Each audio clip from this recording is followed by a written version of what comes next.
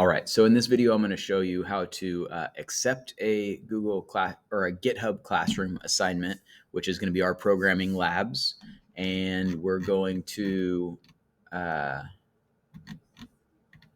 show you how to program on your Chromebook or on the internet without setting up or installing Python on your local computer.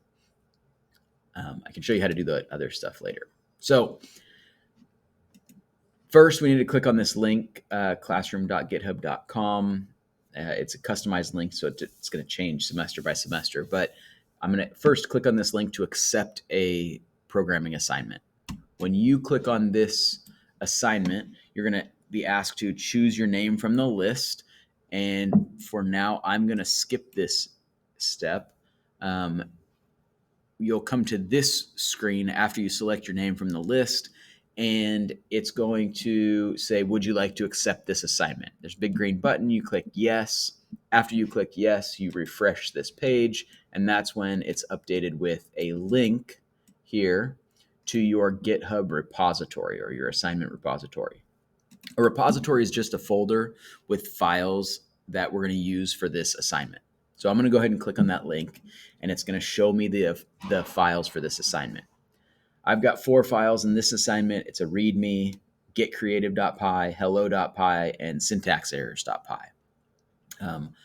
So the README is displayed here in my assignment repository, and it's going to show the instructions for our programs. Part 1, hello.py, syntaxerrors.py, and getcreative, with some basic instructions. I like reading the instructions on the web interface because it formats them nicely and it's easy to read. I'll show you how to display those inside VS Code later as well. All right, I'm going to click on this code button because I want to start to do the actual assignment. So I'm going to click on code, and originally it's going to be on this local tab.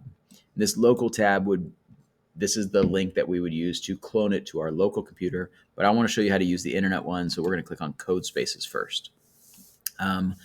And so here I want to create a code space on main, which is going to allow me to write and test some code and then re-upload it back to this repository. So we're going to go ahead and create a code space.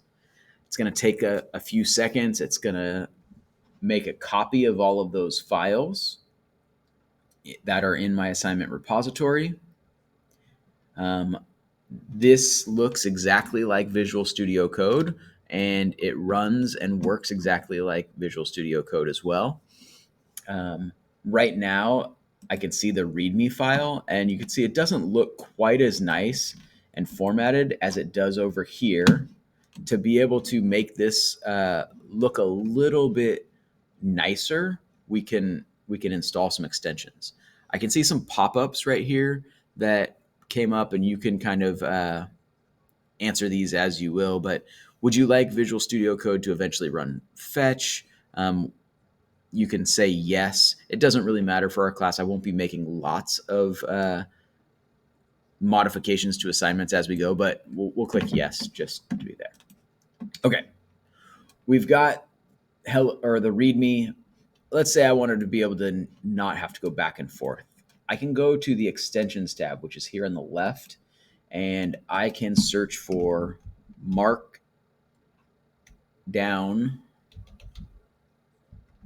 all-in-one. That's the extension that I would like to install. And if I install that extension, it adds a feature so that when I look at a README file, it looks nice and formatted. So that's a nice extension to use. For now, then I can read my instructions. Okay, there are 3 programs for us to complete in this lab.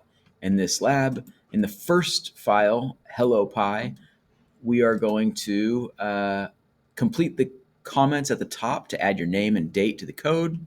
And next, we're going to write 1 line of code to our program, and my code needs to print the output hello, comma, world, exclamation point. Now it needs to match exactly. So I'm going to come over here. I'm going to add my name. My name's Brad. Today's date is 1/16. And I am going to add the single line of code print hello world. I'm going to intentionally do it wrong um, so that you can't completely copy me, but I've got a print statement here and I've got hello world. I'm going to go ahead and save my file now.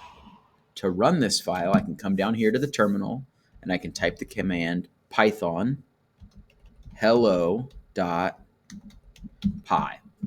And hello.py is the file name of the file that I just did.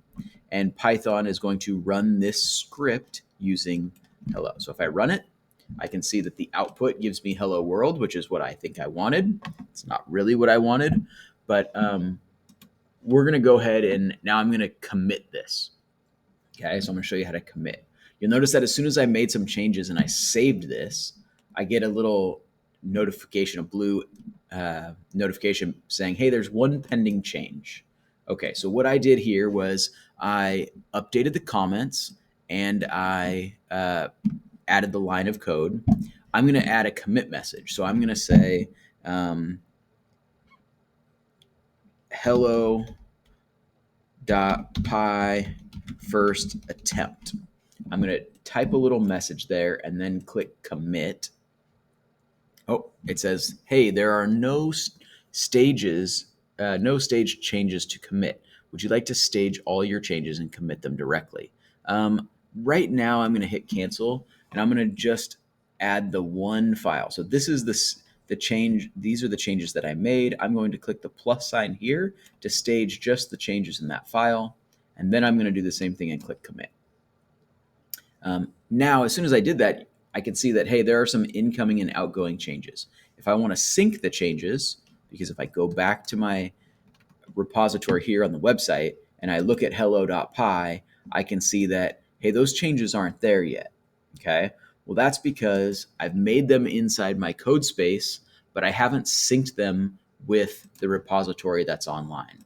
So if I do this, if I click on this sync changes button, which is the same as going to push, then those changes get pushed up to here. And if I go back to hello Python, I can now see my git commit message, hello.py first attempt.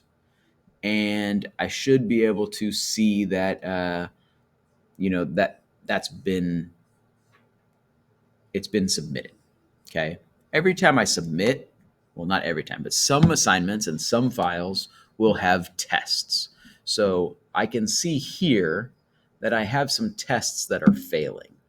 So if I click on that, right now my checks are failing. If I want to click on the details, I can see what's going on. So every time I push changes, it's going to try to run some tests. Right now, Git Creative's passing, but it doesn't actually do anything. I really need to still finish that.